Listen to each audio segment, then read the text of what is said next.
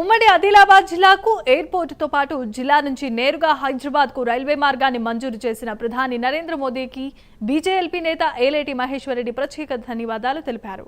Airport railway మార్గం కావాలన్నది జిల్లా ప్రజల చిరకాల ఆకాంక్ష అన్నారు.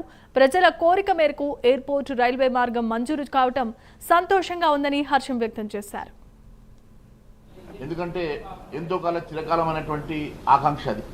ఒక ఎయిర్పోర్ట్ ఉండాలని, ఒక రైల్వే మార్గం నేరుగా మరి హైదరాబాద్ వరకు ఉండాలని చెప్పేసి మా ప్రజలు కోరుకున్నటువంటి చిరకాలమైనటువంటి ఆకాంక్షని నెరవేర్చినటువంటి పెద్దలు నరేంద్ర మోడీ గారికి మేము ప్రత్యేక ధన్యవాదాలు తెలియజేస్తూ ఉన్నాం. ముఖ్యంగా అశ్విని గారు రిప్రజెంటేషన్ ఇచ్చిన వెంటనే మొదటి 2 అప్రూవల్స్ని కూడా చేసి ఇప్పుడు ఫైనల్ అప్రూవల్కి మరి దాన్ని పంపించడం జరిగింది. మరి అతి త్వరలో పనులు ప్రారంభం జరుగుతాయి. మరి రైల్వే మార్గానికి సుగమం చేసినటువంటి మరి కేంద్ర మంత్రివర్యులకు కూడా మేము ప్రత్యేక ధన్యవాదాలు తెలియజేస్తూ ఉన్నాం.